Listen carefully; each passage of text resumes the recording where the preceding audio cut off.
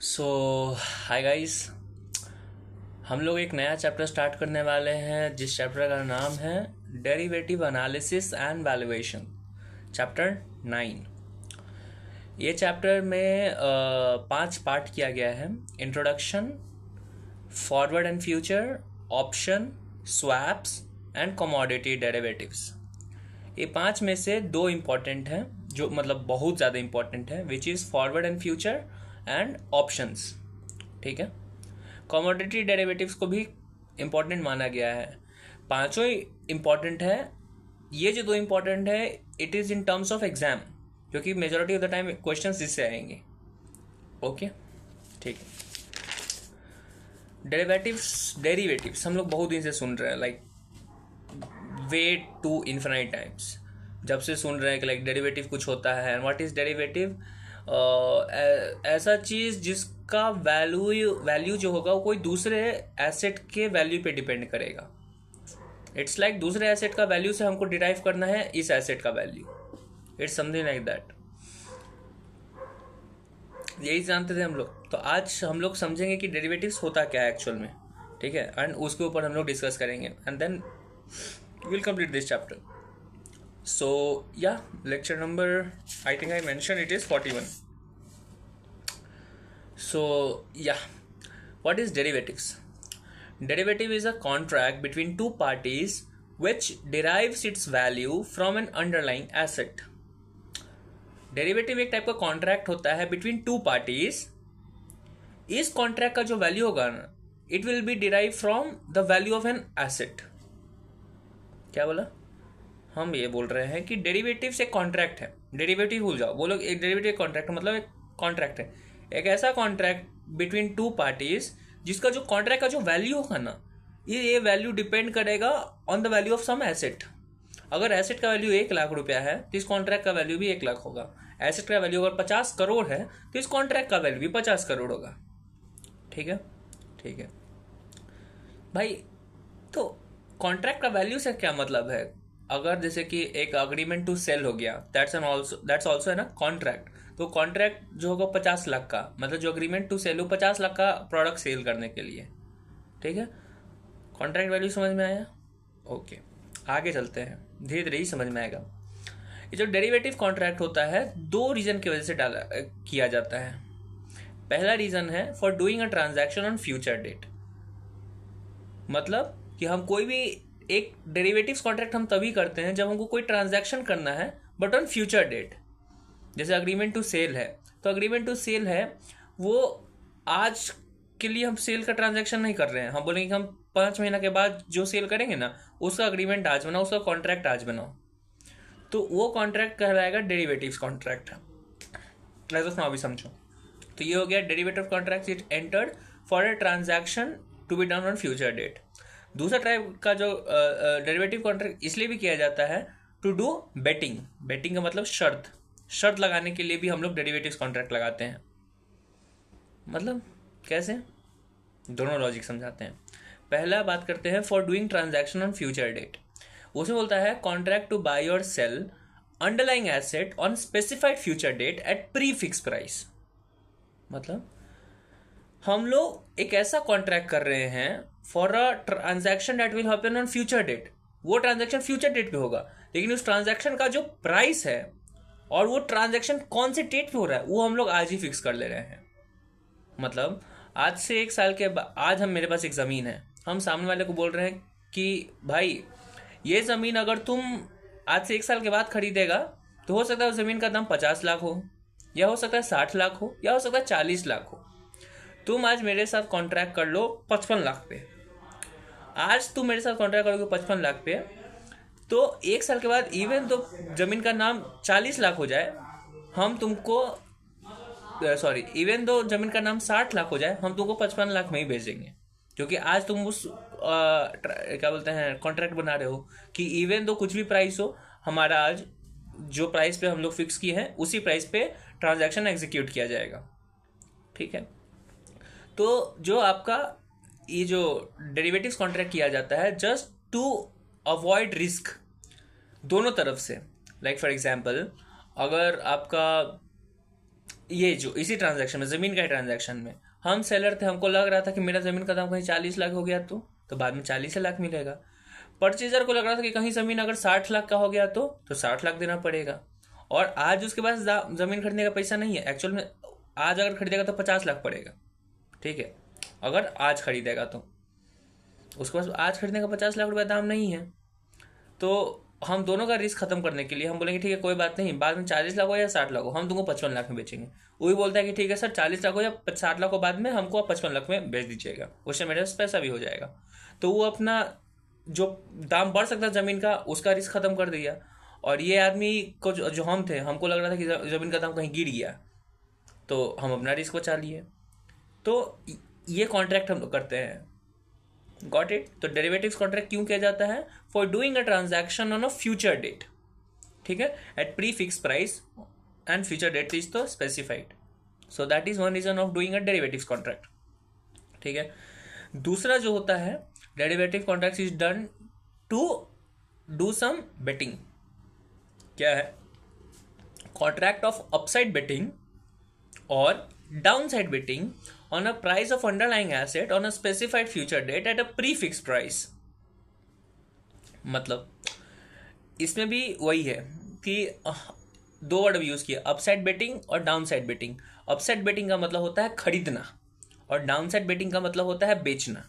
तो हम कॉन्ट्रैक्ट कर रहे हैं ईदर टू बाई और sell on a specified future date at a pre fix price, but क्या चीज का? Off on price of an underlying asset. इसमें एग्जाम्पल क्या होता है कि इसमें शर्त लगाया जाता है। क्या शर्त होता है कि भाई हम बोल रहे हैं अपने फ्रेंड को कि कल बारिश होगा, मेरा फ्रेंड बोल रहा है कि बारिश नहीं होगा, ठीक है। अगर बारिश होगा तो 1 लाख रुपया देना होगा, अगर बारिश नहीं हुआ तो हमको सामने वाला 1 लाख रुपया देगा। तो ये जो बेट है वो डेट विल हैपन, दैट ये जो बेट है it is certain on the happening of some event, ठीक है। तो ये भी एक तरीके का डेरिवेटिव कॉन्ट्रैक्ट है। ओके, इस टाइप का कॉन्ट्रैक्ट को कहते हैं कैश सेटलमेंट। क्या कहते हैं? Cash settlement. ओके, अगर अभी क्लियर नहीं हो रहा है तो नो इश्यूज, आगे हम लोग समझेंगे। इसके बीच का कुछ डिफरेंस है, आई कांट रिकॉल एक्चुअली, ठीक है, but it doesn't matter for our syllabus, it is just for the concept, we are doing introduction.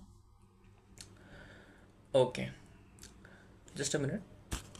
So I'll tell you the difference actually. What is the difference between derivatives contract which is done for a transaction and the other derivatives contract which is done for betting?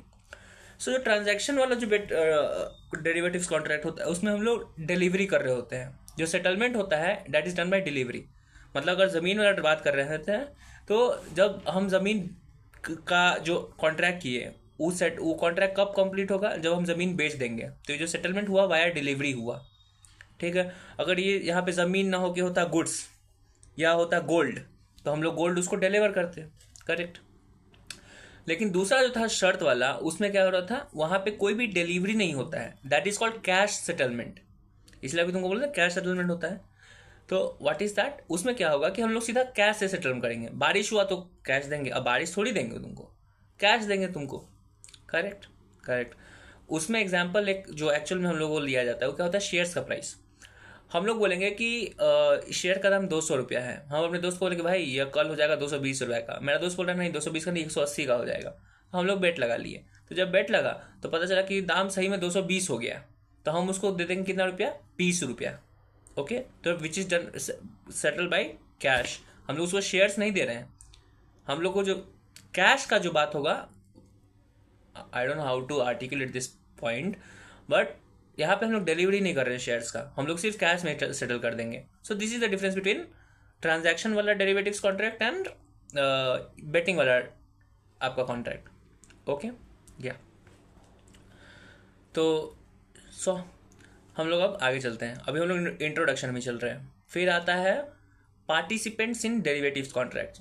ये जो derivative contract होता है उसमें किस तरीके के लोग होते हैं, कौन से लोग हैं जो डेरिवेटिव्स कॉन्ट्रैक्ट करते हैं? सो 3 तरीके के लोग होते हैं और 3 तरह का सिचुएशन होता है जहां पे डेरिवेटिव्स कॉन्ट्रैक्ट एक्चुअल में किया जाता है। वन इज स्पेक्यूलेशन, फिर हेजिंग, आर्बिट्रेज। स्पेक्यूलेशन में क्या होता है कि हम स्पेक्यूलेट कर रहे होते हैं कि स्पेकुलेटर लोग क्या करेंगे कि जाएगा फॉरेक्स वालों को बोलेगा कि हम तुमसे 100 डॉलर खरीद लेते हैं, ठीक है। हमको लगता है कि आज से 2 दिन के बाद ये जो $100 का दाम है वो बढ़ जाएगा, लाइक ₹80 कन्वर्जन रेट है, वो 80 से 81 हो जाएगा, तो हमको ₹1 का प्रॉफिट हो जाएगा, तो हम स्पेक्यूलेट कर रहे हैं, ठीक है। तो क्या लिखा हुआ है, speculators those who don't have any existing exposure. हमारे पास कोई एग्जिस्टिंग एक्सपोजर ऑफ रिस्क नहीं था, मेरे पास हम अभी हम $100 नहीं खरीदे थे, but wants to earn profit by betting. हम प्रॉफिट अर्न करना चाहते हैं बाय बेटिंग। अभी क्या कि $100 खरीद लिए ये सोच के कि हमको 81 पे दाम हो जाएगा, this is speculation. The other one is hedging. Hedging में क्या होता है कि हम अपना रिस्क को अवॉइड करना चाहते हैं, उसको प्रिवेंट करना चाहते हैं, जो अभी हम जमीन के केस में कर रहे थे। वो जो डेरिवेटिव्स कॉन्ट्रैक्ट किए थे वो एक तरीके से आर्बिट्रेज हेजिंग था। हम अपना रिस्क को मिनिमाइज करने की कोशिश कर रहे थे कि हमको इवन तो दाम हो सकता है बाद में 40 लाख हो जाए, हम 55 लाख में बेचना चाहते हैं, और सामने वाला भी अपना रिस्क को कम करना चाहता था, उसको लगा कि 60 लाख दाम हो जाएगा तो 55 लाख में ही कर दिया कॉन्ट्रैक्ट, करेक्ट। तो what is hedgers? Who are hedgers? Those who have an existing exposure. मेरे पास जमीन था, एग्जिस्टिंग एक्सपोजर ऑफ रिस्क था, and they want to kill that risk by betting. ये जो रिस्क था उसको किल करने के लिए हम लोग बेटिंग कर रहे हैं, करेक्ट। तो ये हो गया हेजिंग। फिर होता है आर्बिट्रेजर्स। आर्बिट्रेजर्स कौन होता है? याद करो, इंटरमीडिएट में हम लोग पढ़े थे आर्बिट्रेज प्रोसेस। आर्बिट्रेज प्रोसेस में क्या होता था कि एक क्या कहते हैं, स्टॉक एक्सचेंज पे इस शेयर का दाम कुछ रुपया था, ₹200, दूसरा स्टॉक एक्सचेंज पे ₹220 था। तो यहाँ का सामान को यहाँ पे क्या करता था कि यहाँ से बेच के, सॉरी यहाँ से खरीद के वहाँ बेच देता था। यहाँ 200 पे खरीदा, वहाँ 220 पे बेच दिया, ठीक है। ये भी एक तरीके का डेरिवेटिव कॉन्ट्रैक्ट है, आज खरीदा है कल बेचेगा वहां पे। Who are arbitrageurs? Those who don't have any existing exposure. कोई एग्जिस्टिंग एक्सपोजर नहीं है, but wants to earn riskless profit. Exposure नहीं था लेकिन प्रॉफिट कमाना है विदाउट एनी रिस्क। यहाँ रिस्क तो नहीं था क्योंकि सामने पता है कि दूसरा तुम्हारा स्टॉक एक्सचेंज पे 220 पे चल रहा है और स्टॉक एक्सचेंज पे 200 पे चल रहा है, तो यहाँ पे रिस्क था ही नहीं और सीधा प्रॉफिट भी मिल जाएगा without any confusion, correct. So this is arbitrage. This is just introduction part. Nothing relevant to our syllabus actually. ठीक है, चलो। आर्बिट्रेजर का एक पूरा स्टेटमेंट क्या था कि those who don't have any existing exposure of risk but wants to earn riskless profit by taking advantage of mispricing in the market. Market में जो मिस प्राइसिंग है उसका एडवांटेज लेके जो हम लोग रिस्क लेस प्रॉफिट कमाना चाहते हैं, दैट इज आर्बिट्रेज, ठीक है। ओके, अब हम लोग बात करेंगे कि classification of derivatives on the basis of underlying assets. अभी हम जितना भी कॉन्ट्रैक्ट का भी बात किए हैं, 2 एग्जांपल दिए, जमीन का बात किए और बारिश वाला बात किए, करेक्ट, और अभी डॉलर्स का भी बात किए थे, ठीक है। तो हम लोग अब डेरिवेटिव का जो कॉन्ट्रैक्ट है ना, डेरिवेटिव्स को बात करते हैं। डेरिवेटिव तो कॉन्ट्रैक्ट हुआ, ठीक है, डेरिवेटिव कॉन्ट्रैक्ट है।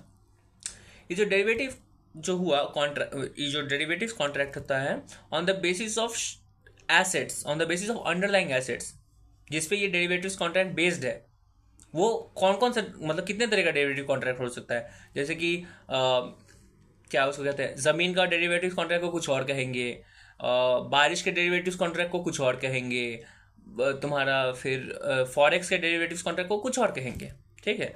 तो on the basis of underlying asset कितने तरीके का डेरिवेटिव्स कॉन्ट्रैक्ट होता है? Equity derivatives, interest rate derivatives, company derivatives, commodity derivatives, other derivatives. Other derivatives में आता है क्रेडिट, वेदर, इलेक्ट्रिसिटी एक्सेट्रा। मतलब व्हाट इज इक्विटी डेरिवेटिव्स? एक तरीका डेरिवेटिव कॉन्ट्रैक्ट जहां पे the asset on which the derivative contract is entered into is equity.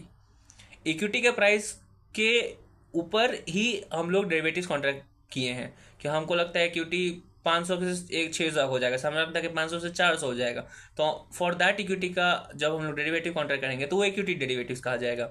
वैसे एक इंटरेस्ट रेट डेरिवेटिव्स है, वो नेक्स्ट चैप्टर में हम लोग पढ़ेंगे, अभी नहीं पढ़ना है इसमें। कंपनी डेरिवेटिव्स है फॉरेक्स, उसका एक अलग ही चैप्टर है फॉरेक्स, उसमें पढ़ेंगे। फिर आता है कमोडिटी डेरिवेटिव्स। कमोडिटी डेरिवेटिव्स मतलब कि ऑन द बेसिस ऑफ, मतलब कमोडिटी के प्राइस पे, जैसे कि कमोडिटी इन द सेंस हो गया तुम्हारा सोना या सिल्वर या फिर अदर थिंग्स, उसके प्राइस के ऊपर जो भी बेसिस पे डेरिवेटिव, उस कमोडिटी पे जो हम लोग डेरिवेटिव्स कॉन्ट्रैक्ट बना रहे हैं उसको कहेंगे कमोडिटी डेरिवेटिव्स, फिर आता है अदर डेरिवेटिव्स।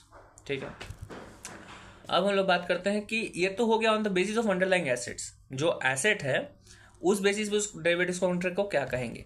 लेकिन एक्चुअल में टाइप्स ऑफ डेरिवेटिव्स कॉन्ट्रैक्ट क्या होता है, तो 4 तरीके का डेरिवेटिव कॉन्ट्रैक्ट है मार्केट में, फ्यूचर, फॉरवर्ड, ऑप्शन, स्वैप। 4 तरीके का डेरिवेटिव्स कॉन्ट्रैक्ट होता है। These are types of derivatives contract. हम लोग future derivative contract equity derivative का कर सकते हैं, इंटरेस्ट रेट डेरिवेटिव का कर सकते हैं, कंपनी डेरिवेटिव का कर सकते हैं, कमोडिटी डेरिवेटिव का कर सकते हैं फ्यूचर में ही। स्वैप में भी हम लोग चारों का कर सकते हैं, 5 का। तो अभी जो हम बताए थे वो on the basis of asset किस तरीके का डेरिवेटिव कॉन्ट्रैक्ट है, लेकिन नहीं किस तरीके नहीं, कौन सा एसेट का डेरिवेटिव कॉन्ट्रैक्ट है, ये बात हुआ। कौन से एसेट का वो डेरिवेटिव कॉन्ट्रैक्ट है और ये किस टाइप का डेरिवेटिव कॉन्ट्रैक्ट है, वो है 4। तो 4 तरीके का डेरिवेटिव कॉन्ट्रैक्ट होता है, उसके अंदर हो सकता है कि कौन सा एसेट का वो डेरिवेटिव कॉन्ट्रैक्ट है। ठीक है, तो 4 तरीके का डेरिवेटिव कॉन्ट्रैक्ट कौन सा हुआ, फ्यूचर, फॉरवर्ड, ऑप्शन, स्वैप। ठीक है, हम लोग सुने होंगे F&O, फ्यूचर एंड ऑप्शंस। ठीक है, तो उसी बेसिस पे ये है। तो एक्चुअल में मार्केट में फ्यूचर एंड फॉरवर्ड उसमें डिफरेंस होता है, लेकिन ICI दोनों को, फ्यूचर और फॉरवर्ड को सेम मान के चलता है। ठीक है, तो यहाँ कंफ्यूज नहीं होना है। ठीक है, फ्यूचर और फॉरवर्ड को सेम मान के चलना है। फ्यूचर और फॉरवर्ड में कुछ डिफरेंसेस होते हैं। क्या डिफरेंसेस होते हैं कि फॉरवर्ड जो होता है वो ओवर द काउंटर किया जाता है और फ्यूचर कॉन्ट्रैक्ट स्टॉक एक्सचेंज में होता है। जो फॉरवर्ड कॉन्ट्रैक्ट होता है वो 2 आदमी के बीच में होगा सीधा। हम तुम्हारे पास गए, बोले जमीन का डेरिवेटिव्स कॉन्ट्रैक्ट करना है, हो गया, तो दैट इज फॉरवर्ड डेरिवेटिव। लेकिन फ्यूचर डेरिवेटिव क्या होता है, जब हम लोग एक स्टॉक एक्सचेंज में जाके हम लोग एक फ्यूचर का डेरिवेटिव्स खरीद रहे हैं या फिर वहां पे समथिंग कुछ कर रहे हैं। ये बात तुमको याद रखने का कोई जरूरत नहीं है, इससे कंफ्यूजन होगा। So it's just for an concept. Okay, future forward different होता है बट ICI परस्पेक्टिव सेम होता है। ठीक है, done. Forward and future are equity derivatives contract in which underlying asset is equity. ठीक है, हम लोग जो अभी पढ़ने वाले हैं, अभी फॉरवर्ड एंड फ्यूचर, अभी इक्विटी डेरिवेटिव्स को लेके पढ़ने वाले हैं। अभी तुमको क्या बोले थे कि इक्विटी डेरिवेटिव्स पढ़ेंगे हम लोग और कमोडिटी डेरिवेटिव्स पढ़ेंगे इस चैप्टर में। इंटरेस्ट डेरिवेटिव्स, कंपनी और फॉरेक्स वाला जो है वो नेक्स्ट चैप्टर है। ठीक है, तो इक्विटी डेरिवेटिव मतलब the derivative which is based on equity, वो कौन से तरीके का डेरिवेटिव्स में हम लोग अभी पढ़ने वाले हैं, फ्यूचर एंड फॉरवर्ड का। तो फ्यूचर एंड फॉरवर्ड तरीके का जो डेरिवेटिव्स है उसमें जो कॉन्ट्रैक्ट करे हुए इक्विटी का, अभी हम लोग उसके बारे में पढ़ेंगे। ठीक है, तो future and forward derivatives of equity हम लोग वो पढ़ने वाले हैं। ठीक है, ओके, हाँ ठीक है, नॉर्मल सा थिंग। अब हम लोग को पढ़ेंगे फॉरवर्ड एंड फ्यूचर्स के बारे में, तो इसको दिमाग में रखना, फ्यूचर ही, फॉरवर्ड भूल जाओ। ठीक है, इसको हम लोग हर वक्त बात करेंगे फ्यूचर्स का। ठीक है, इजी। तो 2-3 बातें हम लोग जो भी पढ़ेंगे। पहला हम लोग ये पढ़ने वाले हैं वो है theoretical value, that is the fair value of futures which is on the basis of cost of carry model. ठीक है, व्हाट इज फेयर वैल्यू, भाई क्या बोल रहे हो, और थियोरेटिकल वैल्यू क्या बोल रहे हो। देखो मेरे भाई, क्या होता है कि हम तुमको एक तरीके से कॉन्सेप्ट समझाते हैं। ठीक है, अब थोड़ा सा बुक को बंद करते हैं, सुनते हैं। तो क्या होता है कि कोई भी शेयर्स का दाम मान लेते हैं अडानी। ठीक है, अडानी का मानते हैं कि आज शेयर का दाम 100 रुपया चल रहा है मार्केट में। ठीक है, ओके सर, मान लिए, डन। 100 रुपये में चल रहा है, हम अभी जाएंगे तो 100 रुपये में खरीद सकते हैं। 100 रुपये में अगर मेरे पास अगर पहले से अडानी का शेयर है तो हम 100 रुपये में बेच सकते हैं। वो करेंट मार्केट प्राइस है, उसी पे ट्रेड हो रहा है। ठीक है, लेकिन हम आज नहीं बेचना चाहते हैं, हम चाहते हैं उसको फ्यूचर डेट पे बेचना। और फ्यूचर डेट पे क्यों बेचना चाहते हैं, due to speculation, arbitrage, hedging, कोई भी चीज़ के लिए। मान लेते हैं कि हमको प्रॉफिट कमाना है। ठीक है, हमको लॉस का दिस दैट नहीं है, या फिर चलो मान लेते हैं कि हमको प्रॉफिट छोड़ दो, स्पेक्यूलेशन छोड़ दो, हम बात करते हैं हेजिंग का।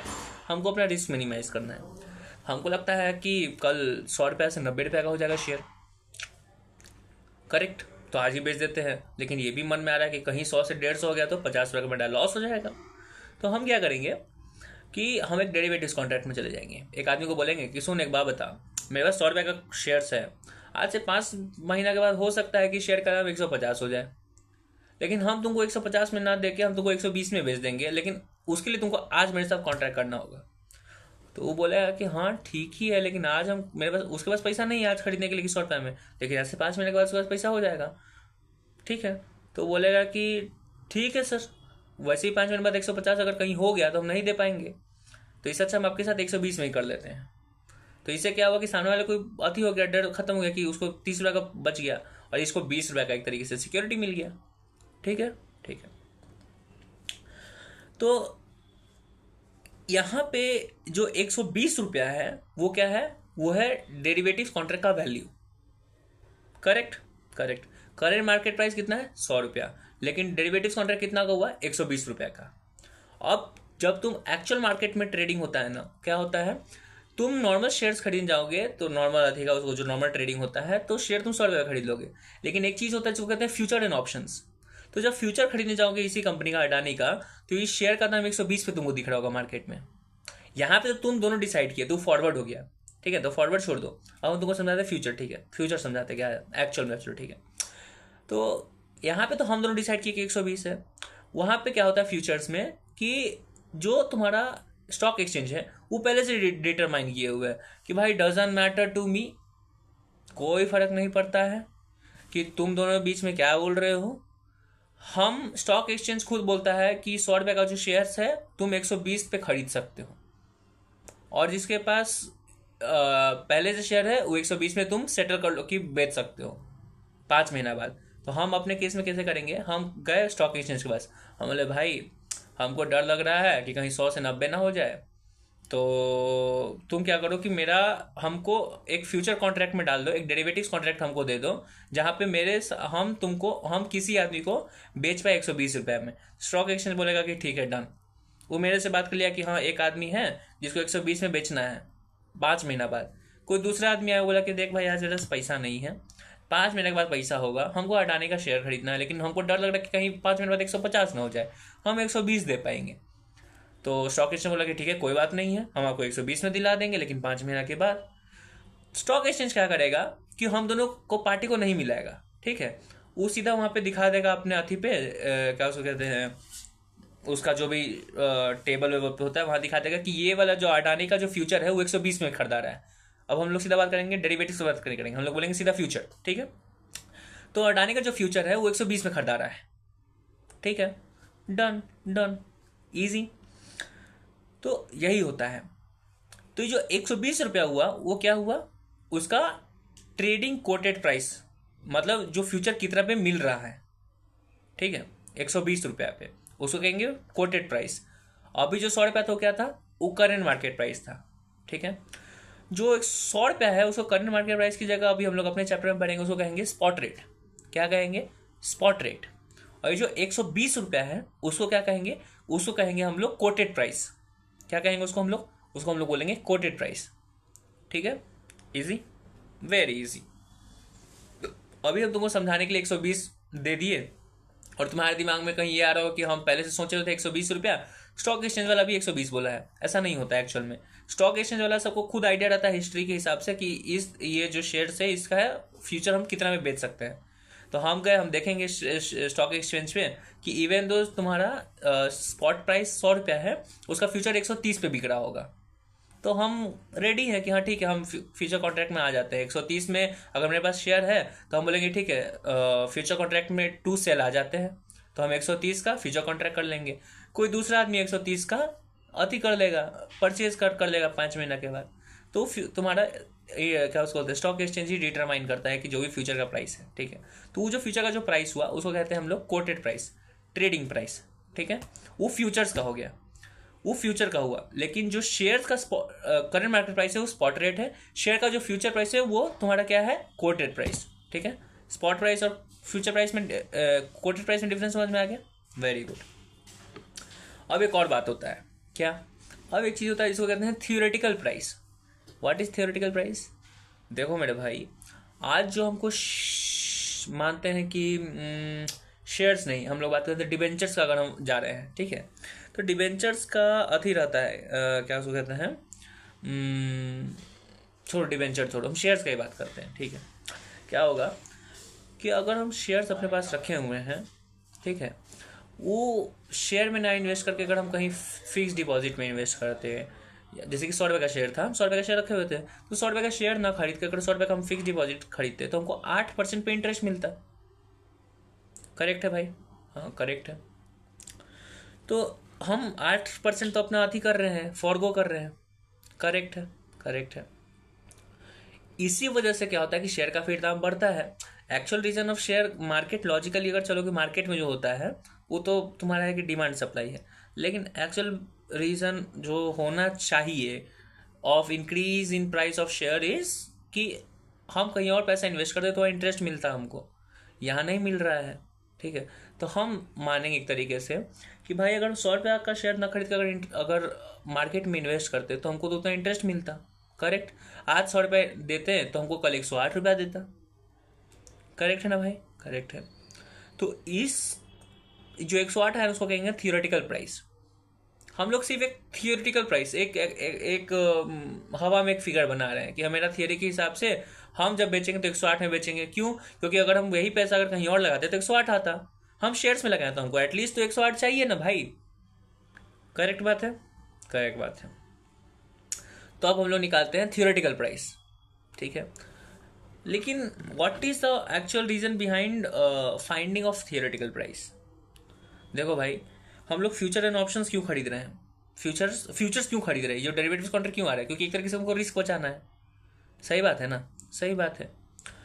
तो अभी जो हमारा फ्यूचर था 130 पे आ रहा था। ठीक है, 100 रुपये का शेयर था, 100 रुपये स्पॉट प्राइस, 130 रुपये कोटेड प्राइस। उस 100 रुपये का स्टॉक प्राइस पे 100 रुपये का जो स्पॉट प्राइस है उस अगर उस इन्वेस्ट शेयर्स में ना करके इन्वेस्ट कर देते कहीं तो 108 रुपया मिलता। तो ये अगर मान लेते कि 5 महीना बाद हमको 108 रुपया मिल जाता है। आज 100 रुपये इन्वेस्ट करो, 5 महीने बाद 108 मिलता। यहाँ डेरिवेटिव कॉन्ट्रैक्ट हम क्या किए हैं कि 100 का सामान हम 130 में बेचेंगे। करेक्ट है, करेक्ट है। तो जब हम बेचने जाएंगे तो उस दिन उसका क्या वैल्यू रहेगा? तो वो जो वैल्यू निकालने गए ना उसको कहते हैं थियोरेटिकल वैल्यू। क्या कहते हैं उसको? उसको कहते हैं थियोरेटिकल वैल्यू। ठीक है, ठीक है। तो कि इसलिए निकाल जाता है कि टू अंडरस्टैंड कि मेरा एक्चुअल प्रॉफिट कितना हुआ। तुम बोलोगे 100 माइनस 130 माइनस 100, 30 रुपये प्रॉफिट, लेकिन नहीं, actual profit is 130 minus 108, that is 22 rupees. Correct, correct. तो उस लॉजिक से हम लोग निकालते हैं क्या? तुम्हारा fair value, that is theoretical value. तो हम लोग अभी क्या 3 चीज सीखे? क्या क्या सीखे? Spot price, that is current market price 100 रुपया। थियोरेटिकल प्राइस, दैट इज कि जब हम लोग बेचने जाएंगे, जब कॉन्ट्रैक्ट एग्जीक्यूट होगा 5 महीना के बाद या जब भी होगा, उस दिन उस शेयर का दाम कितना होना चाहिए, थिंकिंग इन माइंड कि अगर ये पैसा कहीं और इन्वेस्ट करते हम तो इतना इंटरेस्ट हमको मिलता। करेक्ट, उस हिसाब से फ्यूचर प्राइस क्या होना चाहिए वो। तीसरा चीज हम लोग फ्यूचर प्राइस जो होना चाहिए वो। तो फ्यूचर का प्राइस, हम फ्यूचर प्राइस नहीं बात करें, डेरिवेटिव्स वाला फ्यूचर नहीं, फ्यूचर वाला बात, पास्ट प्रेजेंट फ्यूचर वाला। तो वो जो प्राइस होगा उसको क्या हम लोग कहते हैं? उस प्राइस को कहते हैं थियोरेटिकल प्राइस। ठीक है, या फिर फेयर वैल्यू। तीसरा चीज हम लोग क्या पढ़े? Coated price. What is coated price? Coated price जिसपे फ्यूचर्स हम लोग खरीद सकते हैं, डेरिवेटिव कॉन्ट्रैक्ट खरीद सकते हैं। कौन सा दिन खरीदाएगा? स्पॉट रेट, जिस दिन का करंट मार्केट प्राइस है उसी दिन का उस फ्यूचर का प्राइस, उस कॉन्ट्रैक्ट का प्राइस को हम लोग क्या कहेंगे? Quoted price. तो कोटेड प्राइस, स्पॉट प्राइस और कोटेड प्राइस एक ही दिन का होता है। Theoretical price on the date of and executing the transaction. ठीक है, तो फ्यूचर प्राइस को दिमाग में फ्यूचर प्राइस वाला मत समझना। फ्यूचर प्राइस में तो फ्यूचर कॉन्ट्रैक्ट का प्राइस। ठीक है, क्योंकि आज जाके खरीदेंगे ना, आज करंट स्पॉट प्राइस 100 रुपया था और आज ही उस शेयर्स का उस शेयर का स्पॉट प्राइस 100 रुपया है, उसी शेयर का फ्यूचर प्राइस 130 रुपया है, क्योंकि डेरिवेटिव से हुआ। ठीक है, करेक्ट, करेक्ट। लॉजिक समझ में आ गया? ओके। तो थियोरेटिकल वैल्यू समझ में आ गया, थियोरेटिकल प्राइस समझ में आ गया, स्पॉट प्राइस समझ में आ गया, कोटेड प्राइस तुमको समझ में आ गया। ठीक है, अभी कोटेड प्राइस का कॉन्सेप्ट हम लोगों को पढ़ना नहीं था, बस हम समझाने के लिए समझा दिए। अब हम लोग बात करते हैं, अब कैलकुलेशंस पे आते हैं। हम लोगों को सीखना होता है कि फ्यूचर प्राइस कैसे निकालें, फ्यूचर प्राइस बोल रहे हैं, थियोरेटिकल प्राइस कैसे निकालें। ठीक है, तो कितना इजी तो है भाई। तुम 100 रुपया था, मार्केट में 8% इंटरेस्ट मिल रहा था, तो 100 पे 8% इंटरेस्ट लगा दिया तो 108 रुपया होगा। Easy, very easy. और एक्चुअल में ये ऐसा ही होता है। बट अभी जो 8 रुपये इंटरेस्ट हम लोग लगाए हैं, कौन सा बेसिस पे लगाए हैं? सिंपल इंटरेस्ट पे। अगर यही कंपाउंड इंटरेस्ट होता तो 108 नहीं आता, कुछ और अमाउंट आता। और अगर ये वाला जो इंटरेस्ट है वो मंथली कंपाउंडेड होता। अब 3 चीज होता है, एक सिंपल इंटरेस्ट नॉर्मल माना जाता है साल भर का, एक होता है कंपाउंडेड इंटरेस्ट वो भी साल भर का, एक होता है मंथली कंपाउंडिंग, हर महीना कंपाउंड होगा। तो उसका इंटरेस्ट अलग आएगा ना। तो बस, तो जब अलग अलग टाइप का इंटरेस्ट होगा तो अलग अलग तुम्हारा थियोरेटिकल वैल्यू आएगा। करेक्ट। तो on the basis of interest type हम लोग का जो फ्यूचर थियोरेटिकल वैल्यू निकालना है उसका फॉर्मूला डिफर कर जाएगा। सिंपल इंटरेस्ट का फॉर्मूला PRT/100, कंपाउंडिंग का अलग और मंथली कंपाउंडिंग का तो अलग। तो तीनों का फॉर्मूला अलग होता है, इसीलिए जब हम लोग फ्यूचर वैल्यू निकाल रहे होते हैं तो अलग से निकालेंगे। ठीक है, फ्यूचर वैल्यू बोल रहे बार बार, future value, theoretical value, theoretical value याद रखो। ठीक है, ओके। तो भाई एक बात बताओ, अगर सिंपल इंटरेस्ट है तब हम लोग थियोरेटिकल वैल्यू कैसे निकालेंगे? बहुत ईजी है ना भाई, सिंपल इंटरेस्ट रहता है तो कैसे निकालते हैं? सिंपल इंटरेस्ट हो जाता है PRT/100 करते हैं तो इंटरेस्ट का अमाउंट आ जाएगा, और प्रिंसिपल पे ऐड कर दो तो पता चल जाएगा कि बाद में जब इंटरेस्ट मतलब जिस दिन एग्जीक्यूट करना कॉन्ट्रैक्ट उस दिन का प्राइस क्या होगा। 100 रुपये प्रिंसिपल था, 100 × 8% इंटू एक साल 8 रुपया, तो 100 + 8 108 रुपया। तो ये हो गया तुम्हारा क्या, थियोरेटिकल वैल्यू। Correct, correct. इसी का एक तरीके से इसका एक शॉर्टर वर्जन होता है जिसको कहते हैं हम लोग क्या, P इंटू ब्रैकेट में 1 + RT, R/T कर दोगे और 1 से ऐड कर दो और उसको फिर P से मल्टीप्लाई कर दो, तो तुम्हारा एक्चुअल वही आ जाएगा जो तुम P + PRT/100 कर रहे थे ना, उसकी जगह क्या करो, क्योंकि P + PRT है, फिर यहाँ P है यहाँ P है, तो P की जगह 1 डाल दो, बस। तो वही होता है। तो उसके लिए क्या किया गया, P into 1 + RT bracket over, तो पता चल जाएगा कि थियोरेटिकल वैल्यू क्या है। ठीक है, यहाँ पे हम लोग P यूज नहीं करेंगे, प्रिंसिपल यूज नहीं करेंगे, क्योंकि यहाँ लोन का तो बात नहीं हो रहा है, यहाँ बात कर रहा है शेयर प्राइस का। शेयर का जो प्राइस होता है वो अभी क्या बोले, current market price. Current market price को हम लोग मान लेंगे प्रिंसिपल अमाउंट, क्यों, क्योंकि वही तो इन्वेस्ट करने वाले थे हम लोग अगर शेयर्स नहीं खरीदते। तो प्रिंसिपल ना बोल के उसको यहाँ हम लोग बोलेंगे स्पॉट प्राइस, क्या बोलेंगे, S लिखेंगे। तो theoretical value is equal to spot price into 1 + RT। R क्या होता है, रेट, T क्या होता है, टाइम। Done done. तो अब फॉर्मूला बताते हैं, F is equal to S into 1 + RT। F क्या है, theoretical value, that is fair value actually. ठीक है, फिर आता है तुम्हारा S, spot rate. Spot rate क्या है, current market price into 1 + RT। तो अगर सिंपल इंटरेस्ट है तो थियोरेटिकल वैल्यू कैसे निकलता है, बता दिए। अगर तुम्हारा कंपाउंडिंग इंटरेस्ट है, क्या है, अगर कंपाउंडिंग इंटरेस्ट है तब तुम्हारा थियोरेटिकल वैल्यू कैसे निकलेगा, बहुत ईजी है। F is equal to S into E⁻⁻RT। क्या बोले, F theoretical value is equal to S spot price into E small E⁻RT। E क्या होता है, don't know the name actually, that is, ये एक तरीके से फॉर्मूला बना दिया गया है कंपाउंडिंग का। ठीक है, तो E जो होगा ना, E एक तरीके से हम कैसे बोले, आई डोंट नो, E एक तरीका से वेरिएबल है जिसका वैल्यू तुमको बुक में दिया हुआ रहेगा। E⁻RT जब कुछ करोगे, जैसे कि R हो गया 5% और टाइम हो गया 2 साल, तो 5% 2 साल कितना हो गया तुम्हारा, 10। 5 × 2 कर दोगे सीधा तो 10 आ गया। तो E⁻10 का वैल्यू तुमको बुक में दिया रहेगा, जैसे कि E⁻10 इज इक्वल टू 25। ठीक है, तो तुम जब कैलकुलेट करने बैठोगे F is equal to S into E⁻RT, तो जब S निकला हुआ है, S दिया हुआ है, E⁻RT जब वैल्यू कैलकुलेट करोगे तो आएगा E⁻10, बुक में दिया हुआ है E⁻10 का वैल्यू होता है 25, तो 25 इंटू S तुम्हारा आ जाएगा थियोरेटिकल वैल्यू। ठीक है, तो ये फॉर्मूला तब यूज करेंगे जब हमारा कंपाउंडिंग इंटरेस्ट है। फिर आता है तुम्हारा मंथली कंपाउंडिंग। क्या आता है, मंथली कंपाउंडिंग। मंथली कंपाउंडिंग का अलग फॉर्मूला है भाई, तो कंपाउंडिंग वाला ही लगा देता है ना अभी, ई वाला, उसमें सिर्फ देख लेता कितना महीना, नहीं अलग है। उसमें क्या फॉर्मूला है, उसमें फॉर्मूला है F is equal to S multiplied by 1 + R⁻T। ये क्या है, F is equal to S multiplied by 1 + R⁻T। यहाँ पे T RT से मल्टीप्लाई नहीं हो रहा है, यहाँ पे T 1 + R के पावर में चला जा रहा है, तो वैसे करना होगा। ठीक है, डन डन। एक चीज़ तुमको दिमाग में ध्यान से रखना होगा, क्या, R जब यूज़ कर रहे हो रेट, तो सिंपल इंटरेस्ट और कंटिन्यूसली कंपाउंडिंग इंटरेस्ट, जो कंपाउंडिंग इंटरेस्ट था, वो दोनों में तुमको जो रेट है वो पर एनम होगा। ठीक है, दिमाग में रखना। लेकिन जब मंथली कंपाउंडिंग होगा तो इंटरेस्ट जो दिया होगा वो पर मंथ होगा भाई। अगर क्वेश्चन में सीधा पर एनम दिया हुआ है तो उसको तुमको बाई 12 करना होगा कोई हालत में, तब जाके वो 1 मंथ का आएगा। तो या तो सीधा पर मंथ दिया हुआ, जैसे कि 2% पर मंथ, तो ठीक है, सही है। लेकिन अगर क्वेश्चन में दिया हुआ है तुम्हारा 24%, तो 24% पर एनम अगर दिया हुआ है तो उसको तुमको पर मंथ में कन्वर्ट करने के लिए 24% डिवाइडेड 12 करना होगा, तब आएगा। ठीक है, तो ये बात दिमाग में रखना, जहां भी आर लिखा गया सीधा 24 मत लिखने जाके, ठीक है। Easy easy. T, time. Time हर वक्त देखते रहना। टी अगर सारा क्वेश्चन में बात लिखा हुआ है ईयर्स में तो डिवाइडेड बाई मंथ्स में लिखा हुआ है तो डिवाइडेड बाई 12 करना, अगर डेज में दिया हुआ तो डिवाइडेड बाई 365 करना, ठीक है। याद रखना ये बात की। जैसे कि s इंटू 1+RT है तो r को तुमको अगर जैसे कि पर एनम में दिया हुआ है सब कुछ तो परफेक्ट, कुछ करने का जरूरत नहीं है। r अगर 10% है सीधा वहाँ 10 लिख दो, ठीक है, no issues.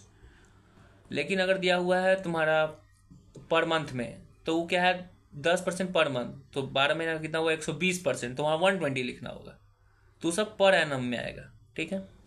Simple interest, compounding interest per annum, monthly compounding per month, normal सा कॉन्सेप्ट याद रखने का है, ठीक है। Easy, very easy.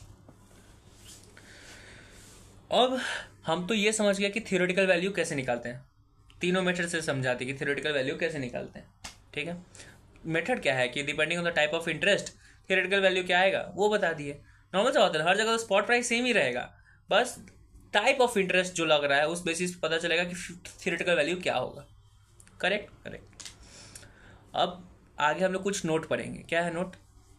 देख भाई, जैसे कि हम लोग अब शेयर्स का डेरिवेटिव्स कॉन्ट्रैक्ट कर रहे हैं तो है तो वो शेयर ही, शेयर मेरे पास ही रहेगा, 5 महीने तो शेयर मेरे पास रहेगा। तो हो सकता है कि 5 महीना में मेरे पास डिविडेंड मिले, या हो सकता है 5 महीने में नहीं 1 साल में हमको डिविडेंड मिले, करेक्ट। तो मान लिया कि 100 रुपये हम एफडी में ना इन्वेस्ट करके शेयर्स में किए, लेकिन उस शेयर पे ऊपर तुमको तो डिविडेंड 10 रुपये का तो मिलेगा, करेक्ट है, करेक्ट है भाई। तो एक तरीके से तो हमारा इनकम है, हमारा कॉस्ट तो नहीं है, सही बात है, सही बात है। तो जब एस हम लोग यूज कर रहे हैं थियोरेटिकल वैल्यू में निकालने के लिए, तो उसमें तो बोल रहे कि हम 100 रुपया इन्वेस्ट करते हैं, हमारा कॉस्ट है 100 रुपया, हम वहाँ इन्वेस्ट ना करके यहाँ इन्वेस्ट कर रहे हैं, शेयर्स खरीद रहे हैं। लेकिन मेरे भाई अगर डिविडेंड मिल रहा है तो तुम एक्चुअल में तुम्हारा इन्वेस्ट कितना है, 100 रुपया नहीं है ना, 90 रुपया है तुम्हारा इन्वेस्टमेंट। सच बात है, क्योंकि 100 में से 10 तो तुमको मिल ही जाएगा, तो 90 रुपया तो इन्वेस्टमेंट है तुम्हारा, करेक्ट है ना, करेक्ट है भाई। तो जब भी तुम्हारे शेयर्स क्वेश्चन अगर दिया हुआ है कि तुमको डिविडेंड मिलेगा, तब तुमको जो स्पॉट प्राइस है ना उसको डिविडेंड के अमाउंट से कम करना होगा, तभी तो पता चलेगा कि एक्चुअल तुम्हारा कॉस्ट कितना लग रहा है और तुम्हारा तो उस दिन थियोरेटिकल वैल्यू क्या होना चाहिए। अब हम बोलेंगे कि नहीं नहीं नहीं 100 रुपया का हम इन्वेस्ट करते तो हमको 8% मिलता, 108 रुपया मिलता। लेकिन मेरे भाई तुम 100 रुपया तो इन्वेस्ट नहीं कर रहे हो, तुम तो 90 रुपया इन्वेस्ट कर रहे हैं ना, तो तुमको कितना मिलना चाहिए था, 90 रुपये पे 8%, तो 97.2 रुपया, तो 97.2 तुम्हारा थियोरेटिकल वैल्यू होता, और तब तुम्हारा प्रॉफिट होता है 130 माइनस 97.2, ना कि 130 माइनस 108, करेक्ट करेक्ट। तो हम क्या करेंगे कि जो स्पॉट प्राइस है जैसे कि 100 रुपया, उसमें से सीधा माइनस कर देंगे 10 रुपये का डिविडेंड। नहीं, 10 रुपये का डिविडेंड तुमको मिलेगा आज से 5 महीना के बाद, हो सकता है 6 महीने के बाद, 8 महीने के बाद, जब भी मिले, तो वो तो बाद में मिल रहा है ना, उसका सीधा वैल्यू तो आज नहीं कम कर सकते हो, प्रेजेंट वैल्यू में लाना होगा। तो पहले जो डिविडेंड मिलने वाला है उसका प्रेजेंट वैल्यू लाओ, और जो प्रेजेंट वैल्यू है उस डिविडेंड का उसको माइनस करो स्पॉट प्राइस से, ठीक है, तब एक्चुअल स्पॉट प्राइस आ जाएगा, तब उसको मल्टीप्लाई करना है, मतलब तब उसमें तुमको इंटरेस्ट का जो भी करना है, तब मतलब on the basis of simple interest, compounding interest, monthly compounding, तब इस एस को, तब ये वाला एस यूज करना है, और तब तुम्हारा आ जाएगा थियोरेटिकल वैल्यू। तो जब भी डिविडेंड का अमाउंट दिया हुआ है, डिविडेंड का बाद अगर बोला हुआ है, तो पहले तुमको क्या करना है, रिवाइज स्पॉट रेट निकालना होगा, और ऑन दैट स्पॉट रेट तुमको इंटरेस्ट वाला बात करना है, तब तुम्हारे पास थियोरेटिकल वैल्यू आएगा, ठीक है, डन, ओके। मान लिए तो भाई प्रेजेंट वैल्यू कैसे निकालना है, उनका देखेंगे कितना लॉजिकल है भाई, नॉर्मल सा तो कॉन्सेप्ट है, क्या करना है तुमको, हाँ, प्रेजेंट वैल्यू निकालने नहीं आता है, 10 रुपया मिलने वाला है, 5 महीना बाद मिलेगा, उसका इंटरेस्ट रेट 10 क्या बोलते हैं, डिस्काउंटिंग फैक्टर 10% है, निकाल लेंगे पीवी टेबल्स। नहीं, यहाँ पे रेट तो उस तरीके से नहीं दिया हुआ है, और वैसे वैसे है समथिंग समथिंग, पीवी टेबल से भी निकाल सकते हैं, लेकिन सर एक फॉर्मूला दिए हैं और उसी फॉर्मूला से तुमको निकालना है तुम्हारा present value. Same present value का ही कॉन्सेप्ट है, कोई ये नहीं कि नया चीज़ आ गया है, प्रेजेंट वैल्यू निकालने का कोई दूसरा ही तरीका आ गया, नहीं, वही तरीका है, बस वही तरीका है, लेकिन जो हम लोग एक्चुअल में डेली नहीं यूज़ करते हैं, हम नहीं यूज़ करते हैं, लोग सब यूज़ करते हैं, हम नहीं यूज़ करते हैं। क्या याद करो, हम लोग प्रेजेंट वैल्यू के लिए करते हैं 1 × 1 + रेट रेज़्ड बाय टी करते हैं, राइट। 1 क्या करते हैं, जो भी अमाउंट है इनटू, अगर फ्यूचर वैल्यू पे डालना है तो क्या करेंगे, 1 मतलब जो भी amount multiplied by future value का फॉर्मूला क्या था, future value is equal to present, future value is equal to present value multiplied by 1 plus R raised to power T, ये करते 1 plus R raised to power N, ये करते थे। वही future value divided by 1 plus R raised to power N कर देते थे तो प्रेजेंट वैल्यू आ जाता था। करेक्ट बात है, करेक्ट। वही हम लोग भी करेंगे। और ये फ्यूचर वैल्यू डिवाइडेड बाई ऐसे जो अमाउंट आता था 1 पॉइंट जो भी, इसी को आंसर निकाल के अथी करके क्या बना देता था ये लोग, प्रेजेंट वैल्यू टेबल। तो प्रेजेंट वैल्यू फैक्टर आ जाता था हमारे पास। करेक्ट। तो प्रेजेंट वैल्यू फैक्टर करके हम टेबल बनाते थे, तो ये हम यूज़ करते हैं। लेकिन क्या यूज़ नहीं करते थे, ये वाला फ्यूचर वैल्यू डिवाइडेड बाई ये, तभी तो प्रेजेंट वैल्यू आ रहा है। तो हमको अभी यहाँ पे क्या निकालना है, प्रेजेंट वैल्यू। तो फ्यूचर वैल्यू क्या है, डिविडेंड इनकम, वो फ्यूचर में मिल रहा है। तो dividend income divided by 1 plus R raised to power N करेंगे तो प्रेजेंट वैल्यू आ जाएगा। Easy easy. लेकिन इतना इजी भी नहीं है, हम लोग वहाँ पे इंटरेस्टेड सिंपल मानते थे, ठीक है, तो वैसे कुछ भी निकालते थे। यहाँ भी जब तुमको निकालना है present value of the dividend income, उस formula use to find the present value will depend on the type of interest applicable. अगर सिंपल इंटरेस्ट था तो प्रेजेंट वैल्यू कैसे निकलेगा डिविडेंड इनकम का, dividend income divided by 1 plus R into T. अगर compounding है तो dividend income divided by E raise to power R T. अगर मंथली कंपाउंडिंग है तो dividend income divided by 1 plus R raise to power T. भाई ये तो वही चीज़ है जहाँ पे सेम चीज़ अभी हम लोग जब ट्रेडिशनल थ्योरेटिकल वैल्यू निकाल रहे थे, तो थ्योरेटिकल वैल्यू निकालने के लिए एस इंटू सिंपल इंटरेस्ट में 1 प्लस आर टी कर देते थे। तो यहाँ पे भी तो वही कर रहे हैं, सिर्फ एस को भूल जा रहे हैं, नीचे कर देते हैं। कंपाउंडिंग में क्या करते थे थ्योरेटिकल वैल्यू निकालने के लिए, S into E raise to power R T कर देते थे। यहाँ पे divided by E raise to power R T कर रहे हैं, एस को भूल जा रहे हैं, और वैसे ही मंथली कंपाउंडिंग भी कर रहे हैं। तो बहुत ईजी है, कुछ दिमाग लगाने का जरूरत नहीं है। सिर्फ तुमको पता होना चाहिए कि फॉर्मूला क्या लगेगा अथी का थियोरेटिकल वैल्यू निकालने के लिए, और वही वाला जो अथी रहेगा क्या उसको कहते हैं फॉर्मूला है, उसमें से एस हटा के नीचे में ले आओगे तो तुम्हारा उससे डिविडेंड इनकम प्रेजेंट वैल्यू निकल जाएगा, आंसर आ जाएगा तुम्हारा। जब प्रेजेंट वैल्यू आ गया तो उससे रिवाइज स्पॉट रेट निकाल देना और उस हिसाब से थियोरेटिकल वैल्यू निकाल देना। Over, done done. लेकिन एक इशू आएगा कैलकुलेशन में, वो क्या होता है कि जब कंटिन्यूसली कंपाउंडिंग इंटरेस्ट का टाइप इंटरेस्ट है और तुमको प्रेजेंट वैल्यू निकालना है, तो हम फॉर्मूला क्या दिए, dividend income divided by E raise to power R T. इसका एक और तरीका है, कम क्या करेंगे, dividend income into E raise to power minus R T. Exponents का इस फॉर्मूला है कि अगर माइनस है तुम्हारा एक्सपोनेंट में तो उसको डिवाइड में कर सकते हैं। तो यहाँ पे डिवाइड में था E raise to power R T, तो जब इसको ऊपर ले जाना तो माइनस में करना होगा। और हमारे बुक में क्वेश्चन भी है, क्वेश्चन 3 है आई थिंक, उसको देखोगे तो कॉन्सेप्ट समझ में आ जाएगा तुमको। ठीक है, ठीक है।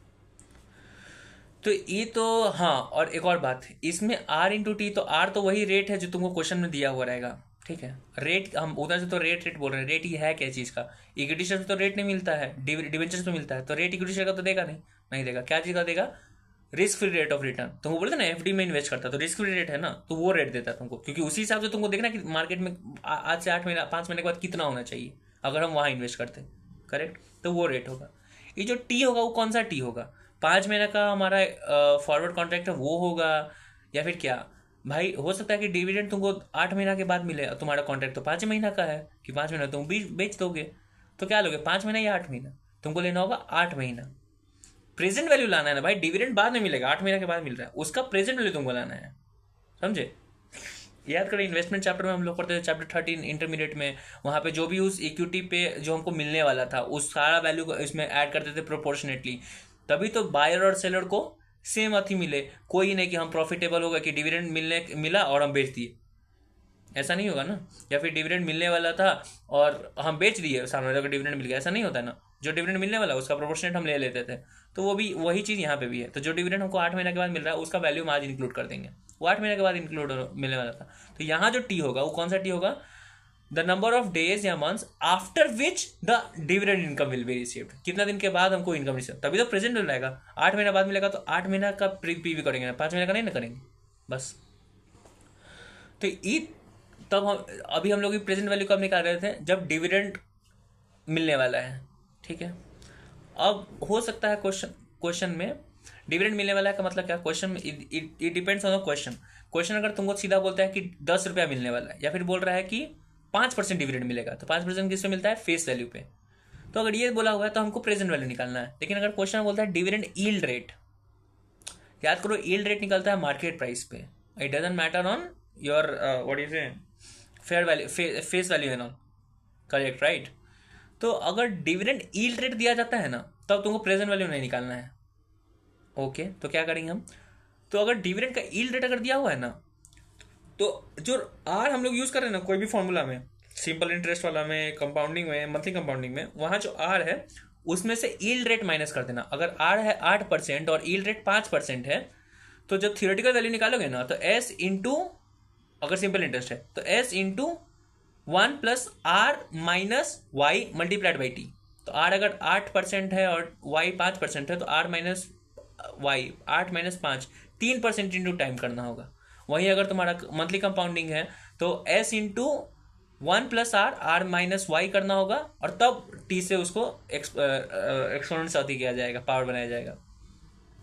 तो डिविडेंड यील्ड होगा, तो यील्ड रेट को आर से माइनस करो, और प्रेजेंट वैल्यू कुछ निकालने का जरूरत नहीं है, एकदम क्लीन एंड क्लियर। लेकिन अगर डिविडेंड का अमाउंट या डिविडेंड निकालने का तरीका दिया हुआ है, अमाउंट का, डिविडेंड का अमाउंट निकालने का तरीका दिया हुआ है, डिविडेंड अमाउंट दिया हुआ है, डिविडेंड अमाउंट निकालने का तरीका दिया हुआ है। डिविडेंड अमाउंट निकालने का तरीका क्या होता है, डिविडेंड का रेट और फेस वैल्यू। तो अगर इधर में से कोई एक भी चीज दिया हुआ है, तो तुमको प्रेजेंट वैल्यू निकाल के स्पॉट प्राइस को रिवाइज करना होगा, और तब तुमको थ्योरेटिकल वैल्यू निकालना होगा। डन। लेकिन अगर तुमको अथी दिया हुआ है, डिविडेंड यील्ड दिया हुआ है, तो यील्ड रेट सिर्फ आर से माइनस कर देना और थ्योरेटिकल वैल्यू निकाल देना, over, no confusion. Done done. Sir एक और नोट दिए हैं, which type of interest is to be applied, कि सिंपल इंटरेस्ट लगाए, कंपाउंडिंग इंटरेस्ट लगाए, मंथली कंपाउंडिंग लगाए, क्या लगाए, मादा खर्च करने का जरूरत नहीं है। अगर क्वेश्चन साइलेंट है, कुछ नहीं बोल रहा है, तो सिंपल इंटरेस्ट लगाओ। क्वेश्चन खुद बोलेगा कि सर कंटिन्यूसली कंपाउंडिंग है, तो कंटिन्यूसली कंपाउंडिंग का लगाओ, और मंथली कंपाउंडिंग दिया हो तो मंथली लगाओ, बस, नो टेंशन। ठीक है, ठीक। सर एक और चीज सिखाए हैं कि एक अच्छा ठीक है, बताते हैं क्या। एक होता है कॉन्टेंगो एंड बैकवर्डेशन मार्केट सिचुएशन, कॉन्टेंगो और बैकवर्डेशन मार्केट सिचुएशन। ये क्या होता है, ये होता है एक तरीके से पता करने के लिए कि आपका जो स्पॉट प्राइस है वो ज़्यादा है या कम है in comparison to your theoretical value. हर बार तो थियोरेटिकल वैल्यू ज़्यादा ही रहेगा, ये तो नॉर्मल सा लॉजिक है। लेकिन क्वेश्चन में हो सकता है कि थियोरेटिकल वैल्यू कम हो, हर बार थियोरेटिकल वैल्यू ज़्यादा क्यों होगा, अरे भाई हर बार एस इंटू 1+ कर रहे हो, तो हर बार एस के ऊपर ही जाएगा अमाउंट, तो हर बार एस तुम्हारा कम ही रहेगा। और अगर एस कम है तो अच्छा बात है ना, कि आज स्पॉट प्राइस 100 रुपया है और तुम्हारा थियोरेटिकल वैल्यू 108 रुपया है, मतलब आज 60 महीने के बाद 108 रुपया मिलना चाहिए ना तुमको, तो ये अच्छा बात है। तो अगर ये ऐसा है तो इसको कहेंगे कॉन्टेंगो मार्केट, मतलब मार्केट इज गुड। लेकिन अगर कभी ऐसा हो रहा है कि तुम्हारा जो फ्यूचर का थियोरेटिकल वैल्यू जो है, वो फ्यूचर का थियोरेटिकल वैल्यू नहीं, उस शेयर का थियोरेटिकल वैल्यू जो है वो आ रहा है 100 रुपये से कम, 70 आ रहा है, तो ये बैकवर्डेशन मार्केट हो गया। ठीक है, डन। फिर उसके बाद एक क्वेश्चन है, example, and then we have question 1, 2, nothing much. Question 2 जो है पेज 9.1 में, उसमें सिर्फ एक चीज़ दिया हुआ है। उसमें क्या बोलता है ना, कि उसमें हमको निकालना है, वो है आपका अथी, क्या उसको कहते हैं, कंटिन्यूसली कंपाउंडिंग है। तो उसमें थियोरेटिकल वैल्यू निकालने के लिए तुमको क्या करना होगा, कि थियोरेटिकल वैल्यू निकालने के लिए तुमको क्या करना होगा, एस इंटू E⁻RT, करेक्ट। इसमें डिविडेंड यील्ड रेट भी दिया हुआ है, तो यील्ड रेट दिया था, क्या करते हैं, R-Y करते हैं, करेक्ट। लेकिन डिविडेंड यील्ड रेट के लिए सीधा नहीं दे दिया कि डिविडेंड यील्ड 1% है, नहीं, वो क्या बोल रहा है, टेबल दे दिया है कि जुलाई में यील्ड रेट ये है, अगस्त में ये है, सितंबर में ये है। ठीक है, तो तुमको एक एवरेज यील्ड रेट निकालना होगा, पहले एवरेज यील्ड रेट निकालो और तब उसको आर से माइनस करो। एवरेज यील्ड रेट कैसे निकालोगे, बोला हुआ है कि अगस्त में हम लोग एंटर कर रहे ट्रांजैक्शन में और दिसंबर में ख़त्म होगा, तो अगस्त के बाद समवेयर 4 महीना होता है, तो 4 महीने का जो भी रेट है ना, यील्ड रेट, उसको तुमको एवरेज करना होगा। तब जो रेट आएगा वही एवरेज यील्ड रेट तुमको माइनस करना होगा आर से, और तुम्हारा आंसर बन जाएगा। Nothing major into that fact, you can have a look although. फिर उसके बाद आता है, हाँ, अब अभी हम लोग पढ़े कि how to find the theoretical value. Page number 574 पे हम लोग सीखे how to find the theoretical value of forward और फ्यूचर। करेक्ट। उस जो फॉरवर्ड फ्यूचर है उसका थियोरेटिकल वैल्यू निकाल रहे हैं। फ्यूचर तो हम लोग किए हैं 130 पे, फ्यूचर वैल्यू 130 है, लेकिन उसका थियोरेटिकल वैल्यू कितना है, 108 ही है। करेक्ट। तो वो निकालना सीखे हैं। लेकिन फ्यूचर फॉरवर्ड का जब हम थियोरेटिकल वैल्यू निकाल रहे हैं तो उसमें फ्यूचर वैल्यू, फ्यूचर का प्राइस नहीं यूज कर रहे, 130 यूज नहीं कर रहे, क्या यूज कर रहे, स्पॉट प्राइस 100 रुपया। ठीक है, डन। अब हम लोग सीख रहे हैं कि price of one future contract. अभी हम एक फ्यूचर का बात करते हैं, एक फ्यूचर यूनिट, एक शेयर का फ्यूचर का प्राइस का बात कर रहे थे। लेकिन अगर हमको कॉन्ट्रैक्ट करना है तो एक जो फ्यूचर कॉन्ट्रैक्ट होता है ना, उसमें एक शेयर नहीं होता है, एक यूनिट ऑफ फ्यूचर नहीं होगा। एक फ्यूचर कॉन्ट्रैक्ट में 10 को फ्यूचर होगा, 20 को होगा, depending on the size of contract. Size मतलब लॉट साइज। ठीक है। तो कोई भी अगर तुमको फ्यूचर कॉन्ट्रैक्ट का अगर वैल्यू निकालना है तो कैसे निकालोगे? बहुत ईजी है। Number of futures that is units in one contract into price of one future. और प्राइस ऑफ वन फ्यूचर को क्या कहते हैं? Coated price. 130 रुपया क्या था? Coated price. उसी पे तो तुम फ्यूचर खरीद रहे हो। तो अगर एक फ्यूचर कॉन्ट्रैक्ट का वैल्यू निकालना है तो उस फ्यूचर कॉन्ट्रैक्ट में से अगर 10 को यूनिट है, तुमको लॉट लेना होगा 10 यूनिट का, तो उस फ्यूचर कॉन्ट्रैक्ट का वैल्यू कैसे निकालेंगे? 10 unit that is 10 future into एक फ्यूचर का प्राइस। क्या प्राइस होता है? Coated price. तो 130 रुपया, तो 10 इंटू 130, तो एक फ्यूचर कॉन्ट्रैक्ट 1300 रुपया का आएगा। वही यहाँ पे दिया हुआ है, actual quoted price of future at multiplied by lot size. Easy easy. अब एक नोट है। क्या है नोट? वो पढ़ते हैं।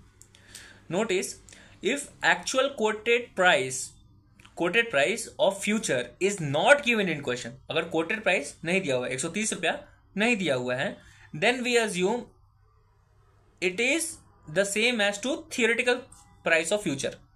अगर क्वेश्चन में 130 नहीं दिया, कोटेड प्राइस के बारे में कुछ नहीं बोला है, तो हमको मानना होगा कि 108 रुपया उसका कोटेड प्राइस है। क्यों? लॉर्ड सा लॉजिक लगाओ यार। अगर कोटेड प्राइस नहीं दिया हुआ है, मतलब कोटेड प्राइस अगर नहीं है, तो हमको तो इतना पता है कि 100 रुपये का सामान एटलीस्ट हमको 108 मिलना चाहिए। मेरा रिस्क को एवर्स करो और सामने वाले का भी एवर्स करो, तो 108 रुपया जो थियोरेटिकल है उसको हम लोग मान लेंगे कि हाँ ठीक है, वो भी कोटेड प्राइस है, कि हाँ ठीक है 108 रुपया। Done done. ई सिर्फ नोट है, ज़्यादा दिमाग लगाने का जरूरत नहीं है। लॉट साइज, हाँ अब तुमको एक चीज़ याद रखना पड़ेगा। लॉट साइज तो तुमको पता है नंबर ऑफ शेयर्स या यूनिट्स, लेकिन लॉट साइज को और भी कुछ कहते हैं। क्या कहते हैं? लॉट साइज को कहते हैं कॉन्ट्रैक्ट मल्टीप्लायर। ये बात दिमाग में रखना। क्या कहते हैं? लॉट साइज को कॉन्ट्रैक्ट मल्टीप्लायर भी कह देते हैं। ये कॉन्ट्रैक्ट में कितना यूनिट्स होगा, तो कॉन्ट्रैक्ट मल्टीप्लायर। या फिर उसको कह सकते हैं delivered, number of times shares delivered in one contract. Number of times shares delivered in one contract. Number of times shares delivered in one contract. तो तुम्हारा दिमाग कंफ्यूज हो जाएगा। कुछ नहीं है, number of times share delivered in one contract is equal to lot size only.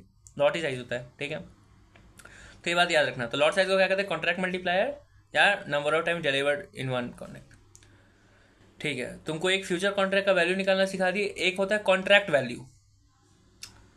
एक future contract का तुमको वैल्यू निकालना सिखाएं। एक फ्यूचर कॉन्ट्रैक्ट क्या होता है? Number of units in one future contract, that is जैसे कि 100 को 10 units multiplied by coated price.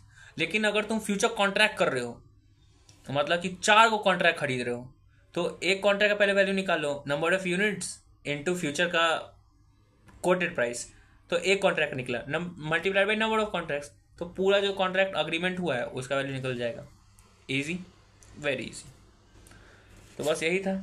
तुमको लास्ट में ये बोलना चाहेंगे कि हमारे पास जो रफ कॉपी है, रफ कॉपी में अब जब आगे आप जाओगे तो हम एक समरी बनाए हैं पूरा अथी का, इसका फॉर्मूला का और ये सब, और प्रॉपरली याद रखने का तरीका सब कुछ, वो तुमको हम 2 पेज में दे दिए हैं सिर्फ। और वो तुमको कब मिलेगा? जब तुम यहाँ पे आओगे, income earning based model, dividend growth model, earning capitalization method, ये सब का जब रफ किए हुए थे, अप्रोचेज मार्केट बेस्ड मॉडल, ये सब को, उसके बाद ये सब मिल जाएगा तुमको। तो you can have a look on that part. I'll try to have page number. Okay, no issues. So you can have a look on that. Done. Lecture 41 done. Lecture 42 will do tomorrow. Bye.